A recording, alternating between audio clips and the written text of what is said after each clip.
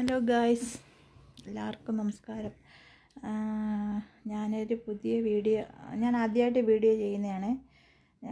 അപ്പോൾ ഒന്ന് രണ്ട് കാര്യങ്ങൾ പറയാൻ വേണ്ടിയിട്ടാണ് ഞാൻ വന്നിരിക്കുന്നത്. കാരണം എന്താണെന്ന് ചോദിച്ചാൽ നമ്മുടെ വയനാടിനെ കുറിച്ച് തന്നെ സംസാരിക്കാൻ വേണ്ടിയിട്ടാണ്.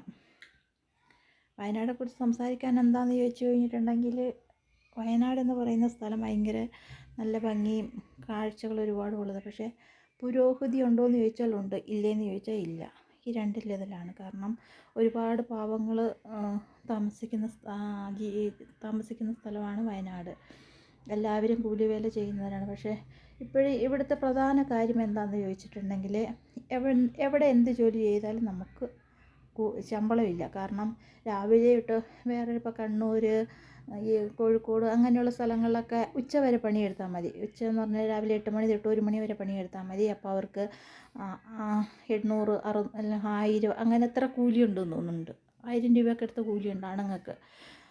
അപ്പോൾ നമ്മുടെ ഇവിടെ വയനാടിനെ പ്രത്യേകിച്ച് പറയുവാണെങ്കിൽ, വയനാട്ടിൽ ഒരുപാട് പണികളുണ്ട്.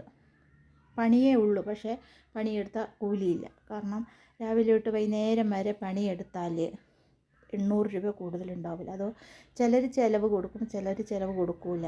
അപ്പോൾ നമ്മുടെയൊക്കെ ജീവിതം എന്നൊക്കെ പറഞ്ഞിട്ടുണ്ടെങ്കിൽ ഒരുപാട് പാവങ്ങളൊക്കെ കൂലിപ്പണി എടുത്താണ് ജീവിക്കുന്നത്. കാരണം അധികം ആൾക്കാർ വാടകയ്ക്ക് താമസിക്കുന്നവർ വാടക പോലും കൊടുക്കാറുണ്ട്.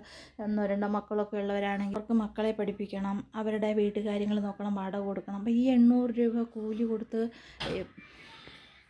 പണിയെടുക്കാനായിട്ട് ആർക്കും എടുക്കണ്ടെന്നല്ല, എല്ലാവർക്കും ഭയങ്കര പ്രയാസങ്ങളും ബുദ്ധിമുട്ടുകളൊക്കെ ഉള്ളൊരു മനുഷ്യന്മാരാണ്. അപ്പോൾ നമ്മളെപ്പോലെയൊക്കെ ഒരു പാവപ്പെട്ടവർക്ക് നമ്മുടെ ഇപ്പോൾ പുതിയ ഭരണമൊക്കെ എല്ലാവർക്കും ഇഷ്ടപ്പെട്ടു. കാരണം വെച്ചിട്ടുണ്ടെങ്കിൽ ഈ പുതിയ പരിപാടിയൊക്കെ ഇറങ്ങിയിട്ടില്ല, കഞ്ചാവിൻ്റെ ഇതിൻ്റെയൊക്കെ അതൊക്കെ നല്ല കാര്യങ്ങൾ തന്നെ. പക്ഷേ പാവങ്ങളെ ഇങ്ങനെ വല്ലാണ്ട് എന്താ പറയാൻ പോലും പറ്റില്ല. കാരണം ഇപ്പോഴത്തെ ഭരണം വന്നത് ഭയങ്കര പ്രയാസം. കാരണം ആദ്യം എന്നൊക്കെ പറഞ്ഞിട്ടുണ്ടെങ്കിൽ റേഷനരി എങ്കിലും മര്യാദയ്ക്ക് കിട്ടും. ആ റേഷനരി വെട്ടിക്കുറച്ചിരിക്കുന്നു. അതേപോലെ തന്നെ എന്താ സാധനത്തിന് വില കൂട്ടിയൊക്കെ കിട്ടും. ഇപ്പോൾ 100 രൂപയുടെ സാധനത്തിന് മേടിക്കാൻ പോകുമ്പോൾ നമ്മൾ അതിന് ഇരട്ടി പൈസ കൊടുക്കണം. കാരണം 100 രൂപയുടെ ഒരു സാധനം മേടിക്കുക, ഇപ്പോൾ കഴിഞ്ഞ ദിവസം തന്നെ ഒരു 100 രൂപയുടെ സാധനം, ആദ്യം അതിന് 100 രൂപ ഉണ്ടായിരുന്നുള്ളൂ. ആ 100 രൂപയുടെ സാധനം നമ്മൾ മേടിക്കാൻ ചെന്നപ്പോൾ അതിനിപ്പോൾ 120 രൂപ. അപ്പോഴൊരു സാധാരണക്കാരന് താങ്ങാൻ പറ്റാത്ത. അപ്പോൾ നമ്മുടെ പുതിയ അധികാരികളുടെ ഇതിന് വേണ്ടിയിട്ട് ഞാൻ പറയുന്നതാണ്. കാരണം നമ്മൾ സാധാരണക്കാരെ പാവപ്പെട്ടവർക്ക് വേണ്ടിയിട്ട് നമ്മുടെ മുഖ്യമന്ത്രി എന്തെങ്കിലും ഒന്ന് ചെയ്തേ പറ്റുള്ളൂ. കാരണം ഒന്നെങ്കിൽ ഈ വയനാട് ഏരിയയിൽ കൂലി കൂട്ടി കൊടുക്കുക, അല്ലെങ്കിൽ സാധനത്തിൻ്റെ ഇപ്പോൾ റേഷനരി 5 കിലോ ഉള്ളിടത്തൊക്കെ ഇപ്പോൾ 2 കിലോ കുറച്ചിട്ട് ഇപ്പോൾ 3 കിലോ ആക്കി എന്നൊക്കെ പറയുന്നുണ്ട്. അപ്പോൾ അങ്ങനെയൊക്കെയുള്ളത് പാവപ്പെട്ടവർക്ക് ഒരാശ്രയം. ഈ അരിയിലും അങ്ങനെ കിട്ടുന്ന ഒരു അരി കൊണ്ട് കുറേ പേര് നന്നായി ജീവിക്കുന്ന ആൾക്കാരും ഉണ്ട്. അപ്പോൾ ഒരുപാട് പാവങ്ങളായിട്ട് ഒരു ഹോസ്പിറ്റലിൽ പോയി നോക്കിയാൽ അതൊരു പാവങ്ങൾ രാവിലെ ഇപ്പം വയനാടിനെ കുറിച്ച് പറയുവാണെങ്കിൽ, കുറച്ച് പൈസയുള്ളവർക്കൊക്കെ പ്രൈവറ്റ് ഹോസ്പിറ്റലിലൊക്കെ പോയിട്ട് മരുന്ന് മേടിക്കും അവരുടെ രോഗങ്ങളൊക്കെ. പക്ഷേ സാധാരണയിൽ പെട്ടൊരു മനുഷ്യന്മാരാണെങ്കിൽ എത്ര വലിയ രോഗം കൊണ്ട് നമ്മളൊരു ഗവൺമെൻറ് ഹോസ്പിറ്റലിൽ പോയാലും അവരുടെ സമയത്തല്ലാതെ അവർ നമ്മൾ അതിൻ്റെ ഉള്ളിൽ കയറ്റുകയോ നോക്കുകയോ ഒന്നും ചെയ്യില്ല. പക്ഷേ അതുകൊണ്ട് പൈസ ഉള്ളവരാണെങ്കിൽ പ്രൈവറ്റ് ഹോസ്പിറ്റലിൽ പോയിട്ടുണ്ടെങ്കിൽ അവർക്ക് അവിടെ നല്ല ചികിത്സ കിട്ടുന്നുണ്ട്, നല്ല മരുന്ന് കിട്ടും, അവർക്ക് വേണ്ട രീതികളെല്ലാം കൊടുക്കും. പക്ഷേ ഗവൺമെൻറ് ഹോസ്പിറ്റലിൽ പോയി രാവിലെ തൊട്ട് വൈകുന്നേരം വരെ ക്യൂവിൽ എന്നിട്ട് നമ്മളൊക്കെ വരുമ്പോഴത്തേക്ക് ഭയങ്കര ഒരു എന്താ പറയുക. അപ്പോൾ ഇപ്പം തന്നെ ഈ പുതിയ ഭരണം വന്നേ പിന്നെ എന്തൊക്കെയാണ് കാട്ടുന്നത് എനിക്ക് തന്നെ അറിഞ്ഞുകൂടാ. കാരണം ഒരു ഗവൺമെൻറ് ഹോസ്പിറ്റലിലൊക്കെ ഒരു രോഗികൾ കിടക്കുമ്പോൾ അവരുടെ കൂടെ നിൽക്കുന്നവർക്ക് ചിലപ്പോൾ ഒരു ഗ്ലാസ് വെള്ളം പോലും ഒരു ചായ പോലും കുടിക്കാൻ അവരുടെ അടുത്ത് പൈസ ഉണ്ടാവില്ല. അപ്പോൾ ഓരോരുത്തർ പൊതിച്ചോറ്, CPM പൊതിച്ചോറും കാര്യങ്ങളൊക്കെ ഓരോ ഹോസ്പിറ്റലിലും കൊടുക്കണം. അതവർ നിർത്തലാക്കി. അതെന്തിൻ്റെ പേരിലാണ്? കാരണം പൈസ ഉള്ളവർക്കാകുമ്പോഴത്തേക്ക് അവർക്ക് അവരുടെ ചിലപ്പോൾ വീട്ടിൽ നിന്ന് കൊണ്ടുവരാൻ പറ്റാത്തതായിരിക്കും. അപ്പോൾ അവിടുത്തെ ഒരു നേരത്തെ ആഹാരം കിട്ടിയാൽ അത്രയും വലിയൊരു സമാധാനം ഉണ്ടാകുമായിരുന്നു അവർക്ക്. കാരണം ഒരു നേരത്തെ ആഹാരം ഇപ്പോൾ ഒരാൾക്ക് കിട്ടിയാൽ അത് 2ആയി ഭാഗിച്ച് അവർക്ക് കഴിച്ചിട്ട് അവിടെ ഇരിക്കാൻ. പക്ഷെ അപ്പോൾ അതുമില്ലാതെ എന്തൊക്കെയാണ് ഇപ്പോൾ ഇപ്പോൾ ഈ കറണ്ട് കട്ട്, എപ്പോൾ നോക്കിയാലും കറണ്ട് കട്ട് ഇതൊക്കെയാണ് ഇപ്പോഴത്തെ ഭരണം. കാരണം പിണറായി സർക്കാരിൻ്റെ ഭരണത്തിൽ അവർ കുറേയൊക്കെ ദൂർത്തടിച്ചിട്ടുണ്ടെങ്കിലും പാവപ്പെട്ടവർക്ക് കുറച്ച് സമാധാനം ഉണ്ടായിരുന്നു. അപ്പോൾ അതുകൊണ്ട് ഞാൻ പറയുകയാണ്, ഇപ്പം നമ്മളിപ്പോൾ ഒന്നോ രണ്ടാൾ എന്തെങ്കിലുമൊക്കെ പറഞ്ഞുകൊണ്ട് എന്താ കാര്യം? ഓരോരോ വിഷമങ്ങൾ വരുമ്പോൾ ഓരോന്ന് കാണുന്നതുകൊണ്ടും ഇങ്ങനെ ഒന്ന് പ്രതികരിച്ച് പോയതാണ്. അല്ലാതെ നമുക്ക് ഇപ്പം നമ്മളിങ്ങനെ പറഞ്ഞ പാടെ അവരങ്ങനെ പറഞ്ഞതല്ലേ, ഇപ്പം നമുക്കത് അവർക്ക് ചെയ്തു കൊടുക്കാം എന്ന് പറഞ്ഞുകൊണ്ട് ചെയ്യുന്നുള്ളതല്ല. നമ്മളൊക്കെ നമ്മുടെ നാടിനെക്കുറിച്ച് എന്താണ് ഏതാണെന്നുള്ളത് നമ്മൾ പറഞ്ഞതാണ്.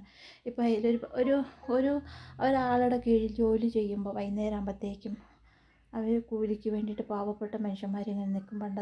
പണ്ട് എന്താ പറയുക, പണ്ട് കാലങ്ങളുള്ള ഒരു സ്ഥിതിയാണ് ചില സ്ഥലങ്ങളിൽ കാണുന്നത്. ഈ നേരം കൂലി കൊടുക്കുന്നു, ചിലപ്പം കുറച്ച് കഴിക്കുന്നവരായിരിക്കും, അവർ ആ കൂലി മേടിച്ച് ഉടനെ അങ്ങോട്ട് പോകും. അതിൽ പകുതി അവർ അവരുടേതായ ആവശ്യങ്ങൾക്ക് എടുക്കും. അത് കഴിഞ്ഞ് അതിൻ്റെ കുറച്ചൊരു വിഹിതം മാത്രമേ അവർ വീട്ടിൽ കൊണ്ടുവരാൻ പറ്റുന്നുള്ളൂ. പുതിയ നിയമം കൊണ്ടുവന്നിരിക്കുന്നത് സ്ത്രീകൾക്ക് സൗജന്യ യാത്ര. അതെന്തിൻ്റെ ആവശ്യമാണ്?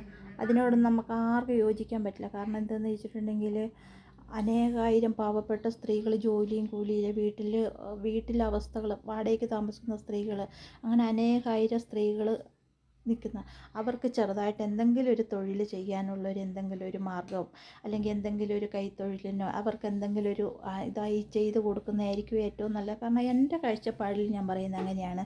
ഇപ്പോൾ ഈ സ്ത്രീകൾക്കെന്ന് പറഞ്ഞിട്ടുണ്ടെങ്കിൽ സ്ത്രീകളെന്ന് പറഞ്ഞാൽ കൊച്ചു കുട്ടികൾക്ക് മുതിർന്ന സ്ത്രീകൾ വരെയാണ് അവർ പിന്നെ ഈ സൗജന്യ യാത്ര പറഞ്ഞിരിക്കുന്നത്. അതൊക്കെ ഓക്കെ, അത് ശരിയാണ്. അതിൽ പാവപ്പെട്ടവരുണ്ട്, പണക്കാരുണ്ടാവും, ജോലിക്കാരുണ്ടാവും, ജോലി ഇല്ലാത്ത ആൾക്കാരുണ്ടാവും.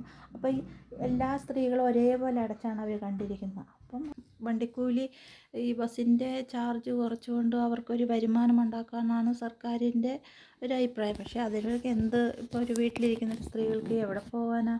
എത്രയും നാൾ എത്ര ഒരു ഹോസ്പിറ്റലിൽ പോകാനോ വേറെ എന്തെങ്കിലും ഒരു കാര്യത്തിനല്ലേ അവർക്ക് പുറത്ത് പോകാൻ പറ്റുള്ളൂ. അപ്പോൾ എൻ്റെ ഒരു അഭിപ്രായത്തിൽ അതൊന്ന് ഒഴിവാക്കുക. കാരണം വയനാട്ടിൽ നിന്നൊക്കെ പറഞ്ഞിട്ടുണ്ടെങ്കിൽ ഒരുപാട് പാവപ്പെട്ടവർ താമസിക്കുന്നു. അപ്പം ഇതിലെന്തെങ്കിലും എല്ലാവരും ഇതൊന്ന് ഷെയർ ചെയ്യുക, എല്ലാവരും അഭിപ്രായങ്ങൾ പറയുക. എൻ്റെ ഒരു ചെറിയൊരു അഭിപ്രായം ഞാൻ പറഞ്ഞതാണ്. അപ്പോൾ നിങ്ങൾക്ക് ഇഷ്ടമുണ്ടെങ്കിൽ ഇതിൽ കമൻറ്റ് ചെയ്യുക, ഷെയർ ചെയ്യുക. എനിക്ക് ഇത്രയൊക്കെ പറയാനുള്ളൂ. എന്നാൽ വയനാടിനെക്കുറിച്ചും വയനാട്ടിലുള്ള ഭരണാധികാരികളുടെ ശ്രദ്ധയിൽപ്പെടാൻ പറ്റുമെങ്കിൽ എത്തട്ടെ. കാരണം നമ്മുടെ ഈ നാടിൻ്റെ അവസ്ഥ അത്രയും ദയനീയമാണ്. കാരണം ഇവിടെ എന്ത് ജോലി ചെയ്താലും നമുക്ക് ശമ്പളം കുറവാണ്. അതുകൊണ്ടാണ് ഇങ്ങനെ ഒരു വീഡിയോ ഇട്ടത്. അപ്പം എല്ലാവരും